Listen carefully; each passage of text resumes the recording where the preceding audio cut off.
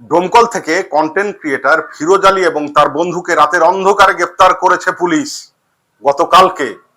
তারা সরকারের বিরুদ্ধে নাকি উস্কানিমূলক বক্তব্য রেখেছেন। ঘটনা সামনে আসার পর থেকেই সোশ্যাল মিডিয়ায় শুরু হয়েছে তীব্র বিতর্ক। কেউ বলছেন আইন তার নিজস্ব পথে চলছে, আবার অনেকেই প্রশ্ন তুলছেন সরকারের সমালোচনা কি এখন উস্কানি হিসাবে গণ্য হবে। আর এই প্রশ্নটাই আজকের আলোচনার মূল বিষয়। আমরা যদি একটু পিছনে ফিরে তাকাই তাহলে দেখতে পাবো পশ্চিমবঙ্গের রাজনৈতিক ইতিহাসে এই ঘটনা একবারেই নতুন কোনো ঘটনা নয়। গত এক দশকে বহুবার দেখা গেছে সরকারের সমালোচনা করেছেন এমন ইউটিউবার, ফেসবুক কন্টেন্ট ক্রিয়েটার, সাংবাদিক কিংবা সাধারণ সোশ্যাল মিডিয়া ব্যবহারকারীদের বিরুদ্ধে মামলা হয়েছে, নোটিশ গেছে, এমনকি গ্রেপ্তারিও হয়েছে। তখন ক্ষমতায় ছিল তৃণমূল কংগ্রেস, আজ কেন্দ্রে বিজেপি ক্ষমতায়। আর একই ধরনের অভিযোগ আবারও কন্টেন্ট ক্রিয়েটরদের বিরুদ্ধে ব্যবস্থা নেওয়া হচ্ছে। প্রশ্ন হলো তাহলে কি সরকার বদলায় কিন্তু শাসকের মানসিকতা বদলায় না? গণতন্ত্রের অন্যতম ভিত্তি হলো মত প্রকাশের স্বাধীনতা। সংবিধান প্রত্যেক নাগরিককে নিজের মত প্রকাশের অধিকার দিয়েছে। অবশ্যই সেই অধিকার সীমাহীন নয়। কেউ ঘৃণা ছড়াতে পারে না, হিংসার ডাক দিতে পারে না, সাম্প্রদায়িক উত্তেজনা তৈরি করতে পারে না। কিন্তু সরকারের সমালোচনা করা, সরকারের সিদ্ধান্ত নিয়ে প্রশ্ন তোলা, প্রশাসনের ব্যর্থতা তুলে ধরা, এসব তো গণতন্ত্রের স্বাভাবিক অংশ। আর যদি একজন কন্টেন্ট ক্রিয়েটর সরকারের কোনো সিদ্ধান্তের সমালোচনা করেন তাহলে তার বিরুদ্ধে ফৌজদারি ব্যবস্থা নেওয়ার আগে বারবার ভাবা উচিত। কারণ কন্টেন্ট ক্রিয়েটর শুধু একজন ব্যক্তি নয়, তিনি হাজার হাজার কিংবা লক্ষ লক্ষ, অনেক সময় তো মিলিয়ন মিলিয়ন মানুষের কাছে নিজের মতামত পৌঁছে দেন। তার বক্তব্যের সঙ্গে মানুষ একমত হতেও পারে, দ্বিমতও হতে পারে, কিন্তু মত প্রকাশের সেই অধিকারটা যদি সংকুচিত হতে থাকে তাহলে গণতন্ত্রের পরিসরও কিন্তু ছোট হতে শুরু করে। বিগত কয়েক বছরে আমরা দেখেছি পশ্চিমবঙ্গে তৃণমূল সরকারের সময় বিভিন্ন ইউটিউবার, ফেসবুক লাইভ করা ব্যক্তি, এমনকি রাজনৈতিক সমালোচকদের বিরুদ্ধে, ইভেন বড় বড় সংবাদ মাধ্যমের সম্পাদকদের বিরুদ্ধেও একাধিক মামলা হয়েছে।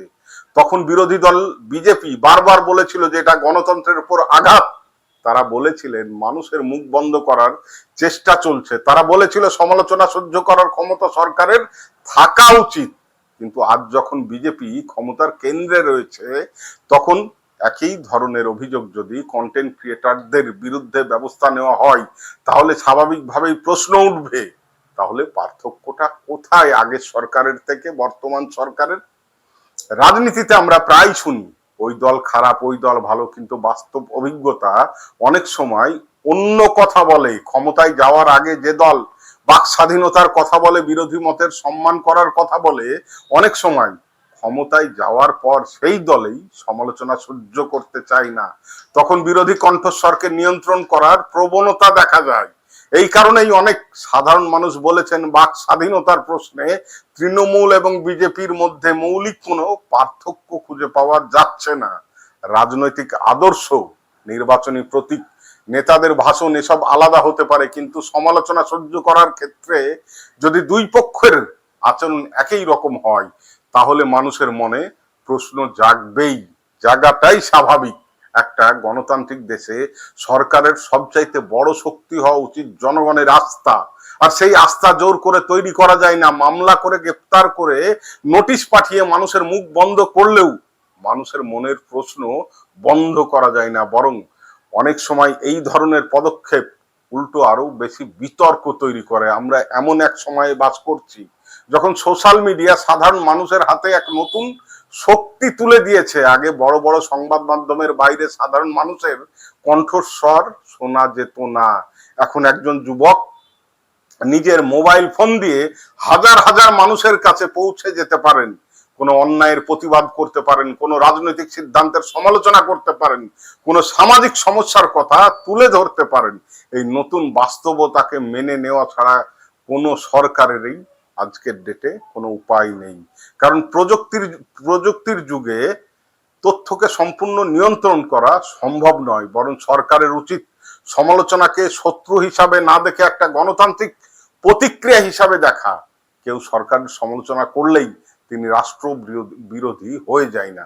কেউ সরকারের নীতি নিয়ে প্রশ্ন তুললেই দেশের শত্রু হয়ে যায় না, বরং অনেক সময় কঠিন প্রশ্নগুলোই গণতন্ত্রকে শক্তিশালী করে তোলে। কারণ প্রশ্ন না থাকলে জবাবদিহিতা থাকে না, আবার জবাবদিহিতা না থাকলে গণতন্ত্র দুর্বল হয়ে পড়ে। ডোমকলের এই ঘটনা তাই শুধুমাত্র দুইজন কন্টেন্ট ক্রিয়েটারের গ্রেপ্তারের ঘটনা নয়, এটা বৃহত্তর একটা বিতর্কের অংশ। এই বিতর্ক হলো আমাদের দেশে মত প্রকাশের স্বাধীনতার পরিসর কতটা, সরকারের সমালোচনা করার অধিকার কতটা সুরক্ষিত, এবং ক্ষমতায় থাকা রাজনৈতিক দলগুলো কি সত্যিই বিরোধী মতকে সম্মান করতে প্রস্তুত। আজ যারা ক্ষমতায় আছেন কাল তারা বিরোধী আসনে বসতে পারেন, আবার আজ যারা বিরোধী কাল তারাই সরকার গঠন করতে পারেন। কিন্তু গণতন্ত্রের মূল নীতিগুলো যদি ক্ষমতার পরিবর্তনের সঙ্গে সঙ্গে বদলে যায় তাহলে ক্ষতিগ্রস্ত হয় সাধারণ মানুষ। তাই এই ঘটনাকে শুধুমাত্র দলীয় রাজনীতির চশমা দিয়ে দেখলে হবে না, দেখলে ভুল হবে। এটা আসলে নাগরিক অধিকারের প্রশ্ন, এটা স্বাধীনতার প্রশ্ন, এটা গণতান্ত্রিক ভবিষ্যতের প্রশ্ন। মানুষের বক্তব্যের সঙ্গে একমত হওয়া বাধ্যতামূলক নয়, কিন্তু মানুষের বক্তব্য রাখার অধিকারকে সম্মান করা গণতান্ত্রিক রাষ্ট্রের দায়িত্ব। আর সেই কারণেই ডোমকলের এই ঘটনা নিয়ে প্রশ্ন উঠবেই, আলোচনা হবে, বিতর্ক হবে, কারণ গণতন্ত্র প্রশ্ন করায় নাগরিকের অধিকার, আর সেই প্রশ্নের জবাব দেওয়াও সরকারের কিন্তু একটা বড় অন্যতম দায়িত্ব। এই বিষয়ে আপনাদের কি মতামত? সরকারের সমালোচনা কি উস্কানি হিসাবে গণ্য হওয়া উচিত, নাকি মত প্রকাশের স্বাধীনতার পরিসর আরো বিস্তৃত হওয়া দরকার? আপনারা মতামত অবশ্যই কমেন্ট করে জানাবেন।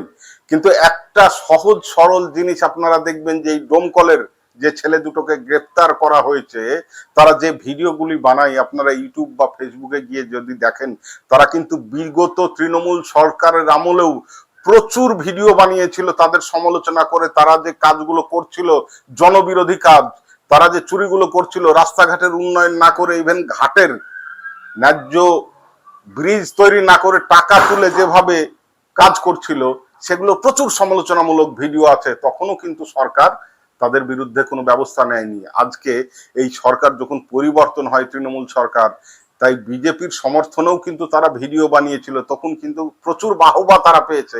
কিন্তু আজ যখন এদের সমালোচনা করে ভিডিও বানাচ্ছে, তখন যদি এদের গ্রেপ্তার হতে হয়, তাহলে যারা নিরপেক্ষ সাংবাদিক বলুন বা নিরপেক্ষ কথাবার্তা বলেন, তাহলে তারা আগামী দিনে ভাবনা চিন্তা করতে থাকবেন যে এই সরকারের আমলেও বিগত সরকারের মতোই যদি স্বাধীনভাবে কথা বলা যায়, তাহলে হয়তো গ্রেপ্তার হতে হবে। এটা কিন্তু গণতন্ত্রের পক্ষে একদমই ভালো দিক নয়, এটা অত্যন্ত ক্ষতিকারক দিক।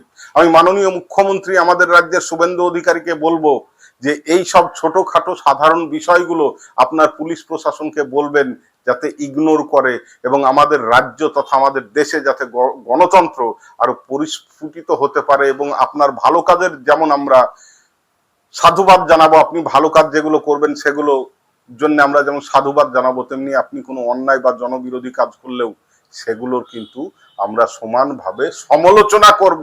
এটাই হওয়া উচিত। আজকে এই পর্যন্তই, ধন্যবাদ।